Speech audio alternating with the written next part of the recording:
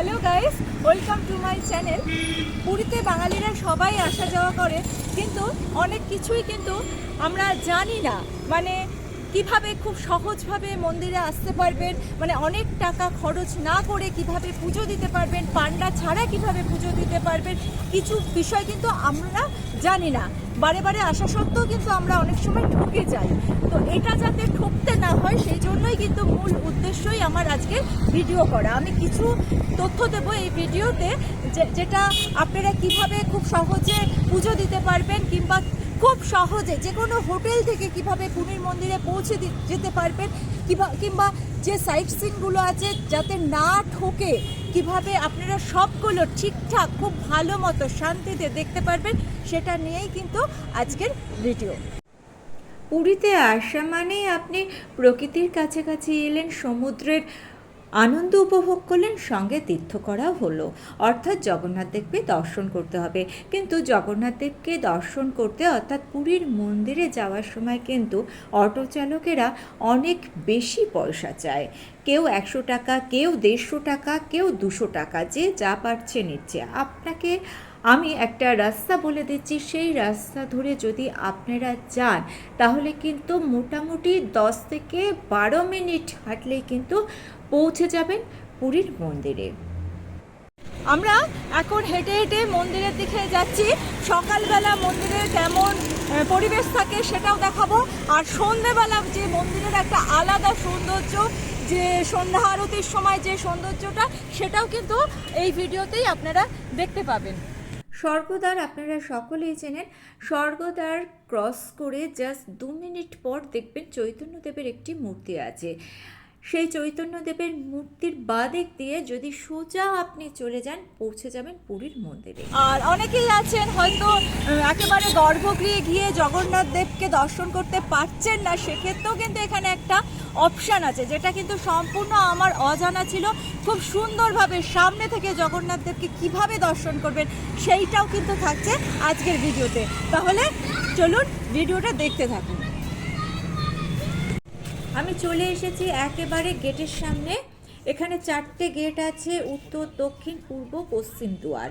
আমি পশ্চিম দুয়ার দিয়ে ঢুকবো, এখান দিয়ে ঢুকলে কিন্তু সুবিধা হয়। দেখুন, আমরা পুরীর মন্দিরের সামনে চলে এসেছি। এখন মোটামুটি বাজে 10টা থেকে 10:15 মতো। দেখুন, এখানে লাইন দেওয়া যায়, আর লাইন দিয়ে আপনি নিজেই কিন্তু পুজো দিতে পারবেন। ভেতরে চলে যেতে হবে রাস্তা বরাবর। আর আজকে কিন্তু একদম ফাঁকা, আজ হচ্ছে সোমবার, একদমই ফাঁকা। এটা লাকের ওপর নির্ভর করছে, বিশেষ বিশেষ অকেশনে তো ভিড় থাকে, লাকেলি আজকে ফাঁকা। পান্ডার সাহায্য নিয়ে যদি আপনারা পুজো দিতে চান, সেক্ষেত্রে কিন্তু অবশ্যই আগে থেকে দরদাম করে নেবেন পুজো হওয়ার পর, না হলে কিন্তু ভীষণ সমস্যা তৈরি হবে। কাউন্টার থেকে প্রসাদ কিনবেন, 500 টাকা থেকে প্রসাদ শুরু। সকালবেলাটা মন্দিরে পুজো দিয়ে আশপাশটা একটু ঘুরে আমরা চলে এসেছিলাম হোটেলে। তারপর বিকেলের দিকে দেখুন আবার আমরা মন্দিরে গিয়েছি। 4টের সময় পতাকা উত্তোলন হয়, মানে পতাকা পাল্টানো হয়, সেটা কিন্তু আমরা দেখেছি, কিন্তু অনেক দূর থেকে ভিডিওটা ঠিকমতো তোলা যায়নি। আর সন্ধেবেলায় কিন্তু এই মন্দিরের দৃশ্য খুবই সুন্দর। সন্ধেবেলাটা যদি একটু সময় পান, গিয়ে দেখবেন সম্পূর্ণ আলাদা একটা দৃশ্য। আর যখন আপনি পুরীর মন্দিরের ভেতর ঢুকছেন, তখন কিন্তু নানান রকমভাবে আপনাকে বিভ্রান্ত করা হয়। যেমন ধরুন, কোথাও দেখবেন প্রসাদ দেওয়া হচ্ছে, বা কোথাও আরতির তাপ দেওয়া হচ্ছে, কিংবা কোথাও কপালে চন্দন তিলক দেওয়া হচ্ছে।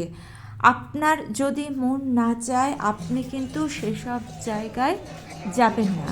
দেখুন, ভক্তিটা সম্পূর্ণ আপনার ব্যাপার। আপনি কোথায় কতটা পয়সা দেবেন, দক্ষিণা দেবেন, সেটা আপনার মনের ওপর নির্ভর করছে।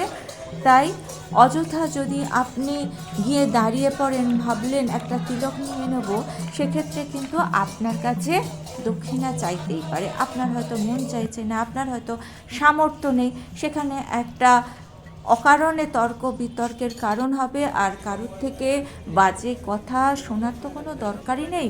বিশেষত মন্দিরে গিয়ে, মন্দিরে ভগবানকে দর্শন করতে গেছেন, ভক্তি ভরে ভগবানকে দর্শন করুন, যেটুকুনি আপনার সামর্থ্য সেইটাই মন্দিরে দক্ষিণা হিসাবে দিন। ভগবান কিন্তু দেখবেন না আপনি দক্ষিণা কত দিলেন। যেমন ধরুন এখানে দেখেছি যে লাঠি নিয়ে মাথার মধ্যে মারা হচ্ছে এবং সেটা কিন্তু অনেক সময়তেই জোরে লেগে যেতে পারে, সুতরাং এই বিষয়টা একটু মাথায় রাখবেন। যেখানে দেখবেন এরকম লাঠি দিয়ে মারা হচ্ছে, ধার দিয়ে একটু চলে আসার চেষ্টা যারা ভেতরে গিয়ে ঠেলাঠেলি করে জগন্নাথ দেবকে দর্শন করতে পারছেন না, সেক্ষেত্রে কিন্তু অল্টারনেটিভ ব্যবস্থা আছে। দেখুন মন্দিরের এই সাইডেই জগন্নাথ দেবকে দর্শনের সুন্দর একটা ব্যবস্থা কিন্তু করা হয়েছে। ক্যামেরাতে ঠিকঠাক তোলা যায়নি।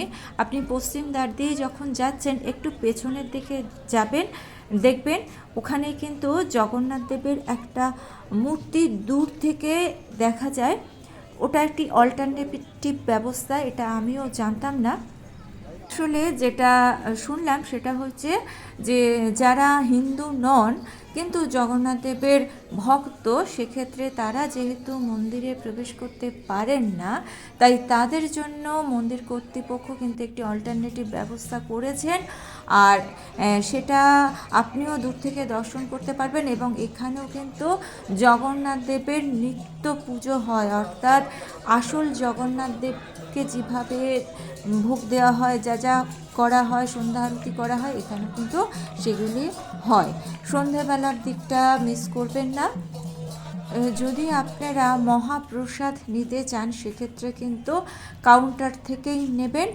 আর যে পান্ডার সূত্র ধরে যদি আপনারা যান সেক্ষেত্রে কিন্তু আপনি পান্ডার সঙ্গে কথাবার্তা বলে নেবেন যে ভোগ প্রসাদ আপনাকে হোটেলে পৌঁছে দিতে হবে, এটা কিন্তু তার দায়িত্বের মধ্যে পড়ে। দেখুন এখানেও এই জগন্নাথ দেবকে যেখানে দেখা যাচ্ছে আমি কিন্তু দেখিয়ে দিয়েছি যেটুকুনি পেরেছি, অনেকটা দূর থেকে ওই জন্য খুব একটা ভালো দেখা যায়নি, যেটুকুনি পেরেছি আমি কিন্তু দেখিয়ে দিয়েছি। দেখবেন ক্যামেরা আছে, অনেক বড় বড় ক্যামেরা আছে যেগুলো টিভিতে টেলিকাস্ট করা হয়, মানে ভুবন উড়িষ্যাতে টেলিকাস্ট করা হয়, সেইটাই এই যে দেখানো হচ্ছে এখানে।